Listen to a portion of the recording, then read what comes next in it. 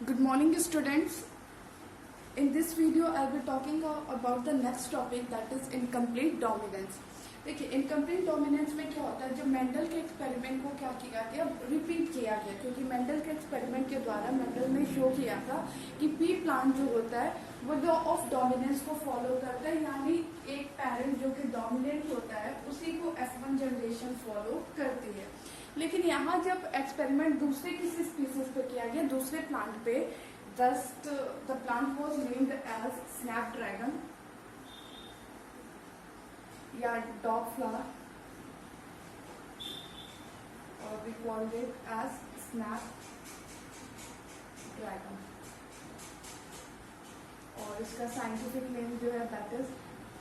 एंटीरेनियम मेजस और ऑर्निथेरा लामार्कियाना भी इसको कहते हैं। तो जब इस प्लांट पे जो है एक्सपेरिमेंट किया गया तो ये पाया गया कि ये प्लांट जो है ना तो डोमिनेंट को रिप्रेजेंट कर रहा है ना तो रिसेसिव को रिप्रेजेंट कर रहा है। अब इसमें हम देख लेते हैं कि होता क्या है कि मान लीजिए पेरेंट प्लांट हमने लिया एंड पेरेंट प्लांट में डोमिनेंट हमने लिया that is red colour,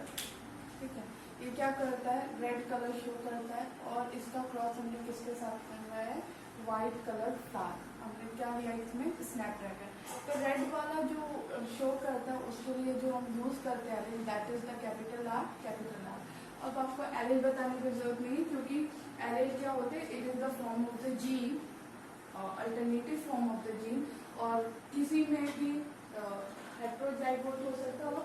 homozygotic हो सकता है। तो ये हमने जब भी हम क्रॉस कराते हैं हमेशा होमोजाइगोटिक डोमिनेंट का होमोजाइगोटिक रिसेसिव के साथ कराते हैं। तो रेड वाले को जब लिया और इसका क्रॉस किसके साथ कराया, व्हाइट वाले के साथ, तो इसके लिए जो रिसेसिव है दैट इज स्मॉल आर हम यूज करते हैं। फर्स्ट स्टेप इसमें क्या होगा, गैमेट का फॉर्मेशन, और गैमेट फॉर्मेशन के समय क्या होते हैं, एलिल सेपरेट होते हैं, यानी किसको फॉलो करते हैं, that is the law of dominance को फॉलो करते हुए एलिल विल बी सेपरेटेड और डिवाइडेड टू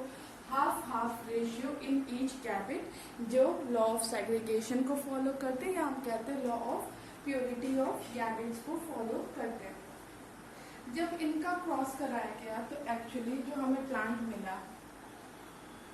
यानी ये इसके साथ गया कैपिटल आर स्मॉल आर, ये इसके साथ गया तो भी कैपिटल आर स्मॉल आर, ये इसके साथ गया तो भी capital R small R, capital R small R. अब यहाँ पे देखिए, जो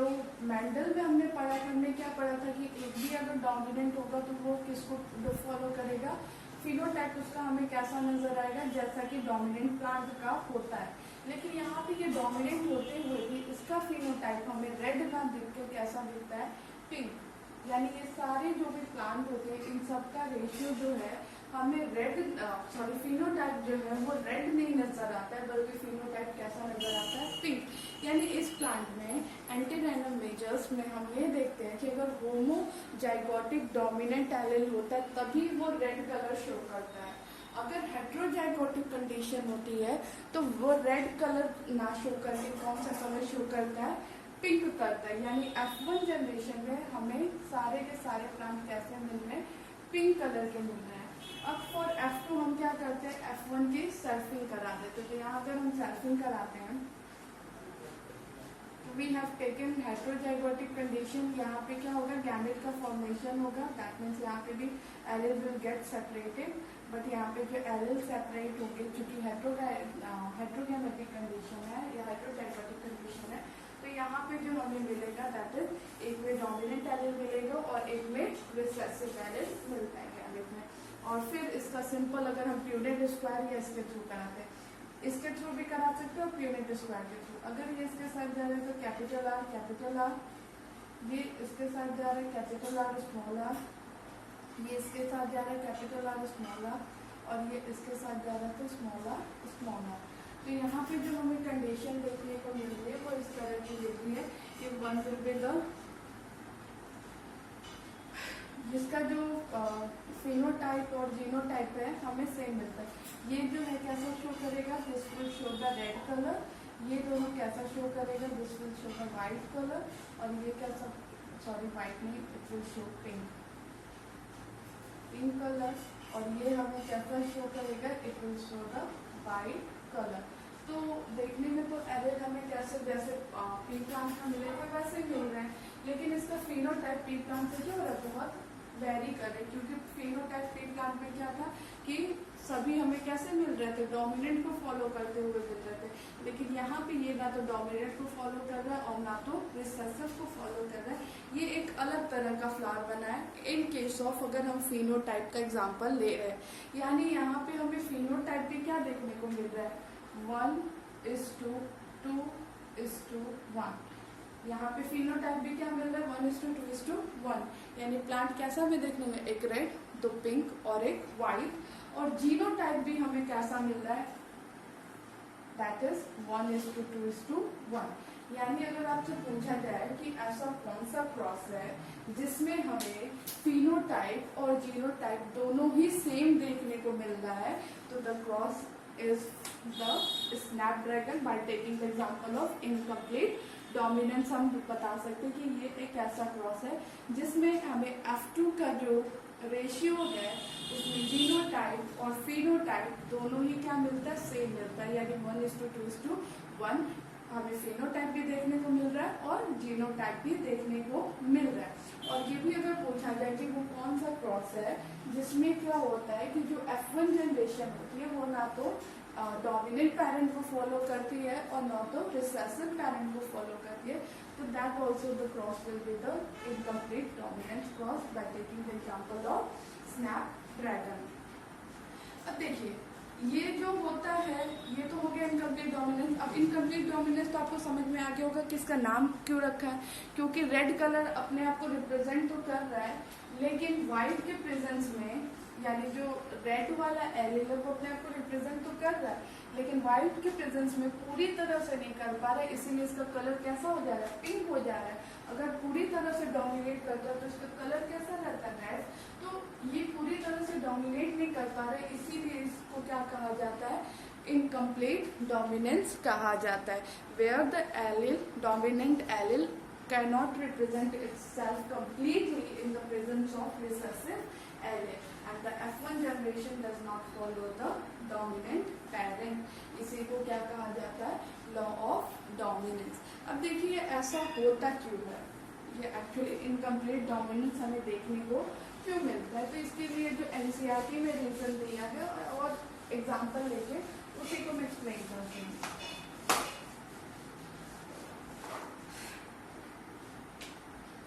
इसके बाद एक चैप्टर है मॉलिक्यूलर बेसिस ऑफ इनहेरिटेंस, उसमें आप पढ़ेंगे होता क्या है कि जो हमारा DNA हमने स्टार्टिंग में पढ़ा कि इट इज अ क्रोमोसोम, और क्रोमोसोम किसका बना होता है, DNA, और पीस ऑफ DNA को हम क्या कहते हैं, जीन कहते हैं, ठीक है। तो एक्चुअली ये होता क्या है कि ये DNA जो होता है it will code for RNA, मान लीजिए किसके लिए कोड करेगा, RNA के लिए, यानी ये DNA है और DNA किसके लिए कोड करेगा, mRNA के लिए,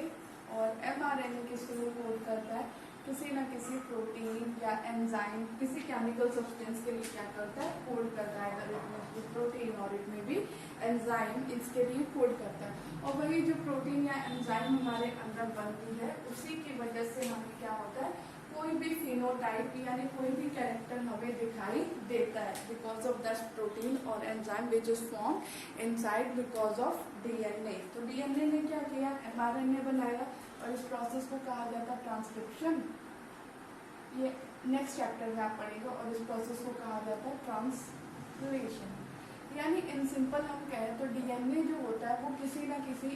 केमिकल सब्सटेंस के लिए क्या करता है, कोड करता है, क्योंकि अल्टीमेटली क्या होना है, DNA से किसी भी केमिकल सब्सटेंस का फॉर्मेशन होना है। तो जब ये किसी केमिकल के लिए कोड करता है तो वही केमिकल क्या होता है, अपने आप को कैरेक्टर रिप्रेजेंट करता है, और हम कहते हैं कि जीन ने अपने आप को क्या किया है, या DNA ने अपने आप को क्या किया, एक्सप्रेस किया है। अब ये इनकम्प्लीट डोमिनेंस का अगर हम देखें तो इसमें क्या होता है कि जो एग्जाम्पल लिया है NCERT में हम उसी को लेके चलते हैं कि सपोज करिए, और एक और चीज, ये जो जीन होता है हमने कहा ना कि जीन के दो फॉर्म है, that is dominant and recessive, अगर डोमिनेंट फॉर्म होगा तो हमें देखने को मिलता है ये, ठीक है। तो हेट्रोगैमेटिक भी हो सकता है या हेट्रोजाइगोटिक भी हो सकता है और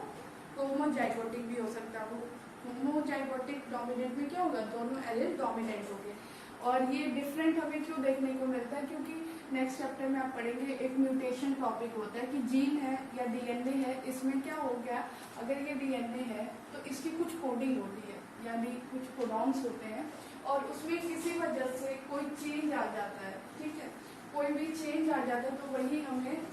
जो डिफरेंट एलील नजर आते हैं, यानी उसी जीन के एलील हमें रिसेसिव फॉर्म में नजर आते हैं। तो दैट एलील ऑकर या recessive form occurs due to mutation. तो म्यूटेशन की वजह से होता है कि डीएनए में मान लो कोई चेंज आ गया, जैसे आप के अंदर कोई डिफॉर्मिटी आ जाए तो आप में क्या होगा, चेंजेस नजर आते हैं। तो वैसे ही अगर डीएनए है उसके अंदर कुछ चेंज हो जाएगा तो वो ओरिजिनली जिस प्रोटीन के लिए कोड करता है वो उस प्रोटीन के लिए कोड नहीं कर पाएगा, मतलब उससे वही प्रोटीन नॉर्मल प्रोटीन का फॉर्मेशन नहीं होगा, जिसकी वजह से क्या होगा कि हम कहते हैं कि वो रिसेसिव फॉर्म शो करता है। तो एलील ऑकर होती है because of the mutation, different allele occur होती है। अब देखिए जैसे एग्जांपल दिया है कि कोई एंजाइम हमने ली, ठीक है, और वो एंजाइम क्या करती है, हमें पता है एंजाइम जो होती है सबस्ट्रेट को क्या करती है। मान लो हमने कोई एंजाइम ली और वो क्या कर रही है, किसी भी सबस्ट्रेट को प्रोडक्ट में कन्वर्ट करिए, और यहाँ पे हमने क्या लिया, एंजाइम। और ये तो आपको पता ही है एंजाइम क्या करती है, सबस्ट्रेट को प्रोडक्ट में कन्वर्ट करती है और खुद रिएक्शन में यूज अब नहीं होती है, ठीक है। तो यहाँ पे ये एग्जाम्पल लिया गया कि नॉर्मली इसके लिए जो एलील है, मान लेते हैं कि नॉर्मल एलील है इसके पास, यानी उसमें कोई चेंजेस या म्यूटेशन नहीं हो रहा है, नॉर्मल प्रोडक्शन कर रहा है, जिसकी वजह से ये सब कोई सबस्ट्रेट है ये किसमें कन्वर्ट हो रहा है, प्रोडक्ट में, और ये प्रोडक्ट कुछ भी हो इसकी वजह से हमें क्या हो रहा है, एक्सप्रेशन हो रहा है, यानी एक्सप्रेशन हमें देखने को मिल रहा है, या ये इसकी वजह से हमें फिनोटाइप देखने को मिल रहा है, ठीक है। कोई भी सबस्ट्रेट क्योंकि हमारी बॉडी में क्या होता है, नंबर ऑफ मेटाबॉलिज्म तो चलता रहता है, नंबर ऑफ एंजाइम हमारी बॉडी में प्रेजेंट है, लेकिन अगर कोई एंजाइम नॉन फंक्शनल हो जाए और अपने फंक्शन को नहीं शो करेगी तो वही हमारा मेटाबॉलिज्म में चेंजेस आएगा और वो हमारे फिनोटाइप पे भी क्या करेगा, असर करेगा। तो मान लीजिए ये एंजाइम क्या है, नॉर्मली फंक्शन कर रही है, जो सबस्ट्रेट को किसमें कन्वर्ट करिए, प्रोडक्ट में, और उस प्रोडक्ट की कन्वर्ट होने की वजह से हमें क्या है, कोई कैरेक्टर देखने को मिल रहा है। लेकिन सपोज कीजिए कि ये जो एंजाइम थी इसके अंदर क्या हो गया है, म्यूटेशन। और मैंने यही कहा कि ये एंजाइम किसके द्वारा कोड होगी, डीएनए के द्वारा, यानी डीएनए में कोई म्यूटेशन हो गया और डीएनए में म्यूटेशन की वजह से एंजाइम में क्या होगा, चेंजेस हमें देखने को मिलता है, यानी जो एलील है एंजाइम की उसके अंदर कुछ म्यूटेशन हो गया। अब तीन कंडीशन बन सकती है। फर्स्ट कंडीशन जो है, ये एंजाइम करे क्या, प्रोडक्शन, मान लीजिए जिसमें चेंजेस आ गया, फिर भी ये क्या कर रही है, नॉर्मल प्रोडक्शन कर रही है, या फिर लेस प्रोडक्शन कर रही है या लेस एफिशिएंट एंजाइम हो गई है, ठीक।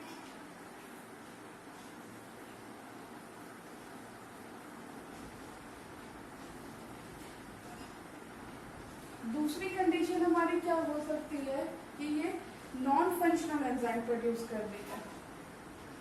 यानी ये जो डीएनए में चेंज आया है इसकी वजह से क्या हो रहा है कि या तो एंजाइम बन रही है नॉर्मली, ठीक है, बहुत ज़्यादा चेंजेस नहीं है, नॉर्मल प्रोडक्ट, या तो ऐसा चेंज हो गया कि वो बहुत कम प्रोड्यूस है, यानी इन वेरी लो अमाउंट, और उसकी एफिशिएंसी भी क्या है, कम है, या तो नॉन फंक्शनल हो,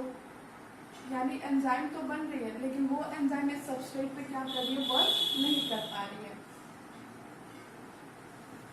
और तीसरी कंडीशन हमारी क्या हो जाएगी कि नो एंजाइम, यानी डीएनए में ऐसा चेंज हो गया कि कोई एंजाइम का प्रोडक्शन ही नहीं हो रहा है। अब देखिए तीनों केस में होगा क्या कि जो पहला केस है नॉर्मल प्रोडक्शन और लेस एफिशिएंट, तो नॉर्मली अगर थोड़ा बहुत चेंजेस आया और उसकी वजह से एंजाइम में बहुत ज़्यादा चेंजेस नहीं आए तो वो क्या कर रही है, सबस्ट्रेट को प्रोडक्ट में कन्वर्ट करेगी, और जब सबस्ट्रेट प्रोडक्ट में कन्वर्ट होगा तो हमें फिनोटाइप देखने को मिलेगा, यानी ये जो फिनोटाइप हमें देखने को मिल रहा है ये नज़र आ रहा है, यानी पर्सन के अंदर फिनोटाइप तो हमें नज़र आएगा। और जब एंजाइम अनमोडिफाइड, यानी ये मान लीजिए तीनों कंडीशन कौन सी है, मॉडिफाइड एंजाइम की, मॉडिफाइड मतलब जिसके अंदर क्या आया है, चेंजेस आए। मॉडिफाइड का मतलब है जिसके अंदर क्या आया है, चेंजेस आए हैं। तो ये कंडीशन और यानी म्यूटेशन जिसके अंदर हुआ है, तो ये तो मॉडिफाइड का हम ले रहे हैं। तो मॉडिफाइड फर्स्ट केस में क्या होगी, वो सिमिलर शो करेगी अनमॉडिफाइड, या जो ओरिजिनल हमारी एंजाइम थी या ओरिजिनल जो एलेल था उसकी तरह शो करेगी, यानी इन दैट केस भी प्रोडक्ट बन रहा था, और इस केस में भी क्या हो रहा है, मॉडिफाइड के केस में भी प्रोडक्ट बन रहा है। लेकिन सपोज कि जो नॉन फंक्शनल एंजाइम है, यानी वो एंजाइम फंक्शनल नहीं है, जब वो एंजाइम फंक्शनल नहीं है तो ये सबस्ट्रेट को प्रोडक्ट में चेंज नहीं कर पाएगी, और जब प्रोडक्ट में चेंज नहीं होगा तो हमें कोई फिनोटाइप भी नजर नहीं आएगा, और जब फिनोटाइप नजर नहीं आएगा तो यहाँ पे हमें मॉडिफाइड वाला और अनमॉडिफाइड में क्या है, चेंजेस देखने को मिलेगा। जो मॉडिफाइड थी वो तो क्या करेगी, नॉर्मल एंजाइम प्रोड्यूस करेगी, लेकिन जो अनमॉडिफाइड होगी वो नॉर्मल एंजाइम प्रोड्यूस नहीं कर रही है, जिसकी वजह से प्रोडक्ट का कन्वर्जन नहीं हो रहा है। तो अगर हम दो एलील ले रहे हैं, एक के द्वारा नॉर्मल प्रोड्यूस हो रहा है और एक के द्वारा क्या हो रहा है, नॉन फंक्शनल एंजाइम प्रोड्यूस हो रही है, तो वही हम नॉर्मल वाले को डोमिनेंट कह देते हैं, और जिसके द्वारा नॉन फंक्शनल प्रोड्यूस हो रहा है उसको क्या कह देते हैं, रिसेसिव कह देते हैं। तीसरा केस ले ले रहे कि कोई एंजाइम ही नहीं प्रोड्यूस हो रही, मान लीजिए इस डीएनए में क्या हो गया, ऐसा चेंज हो गया कि इस डीएनए के द्वारा कोड ही नहीं कर पा रहे किसी भी एंजाइम के लिए, तो भी सबस्ट्रेट प्रोडक्ट में चेंज नहीं होगा, और जब सबस्ट्रेट प्रोडक्ट में चेंज नहीं होगा तो फिनोटाइप हमें नजर नहीं आएगा, तो भी ये कंडीशन कौन सी हो जाएगी, रिसेसिव। यानी डीएनए के एलील, एक तो नॉर्मल एलील हमने लिया और एक जिसमें चेंज आ गया, तो जो चेंज आया है वो वाला क्या हो गया, रिसेसिव, क्योंकि वो तो ना तो एंजाइम प्रोड्यूस कर रहा है, अगर नॉन फंक्शनल है या कोई एंजाइम नहीं प्रोड्यूस कर रहा है तो डोमिनेंट ही तो अपने आप को क्या करेगा, एक्सप्रेस करेगा, और डोमिनेंट वाला एलील यानी जो नॉर्मल एलील था उसी के कैरेक्टर तो हमें नजर आएंगे। अब देखिए इनकम्प्लीट डोमिनेंस में क्या होता है, वही चीज होता है कि डोमिनेंट वाला भी प्रोड्यूस कर रहा है अपने फिनोटाइप को, और रिसेसिव वाला भी क्या कर रहा है, प्रोड्यूस कर रहा है अपने फिनोटाइप को, but in a very low amount या लेस एफिशिएंट अमाउंट। इसी वजह से हमें दोनों के कैरेक्टर जो है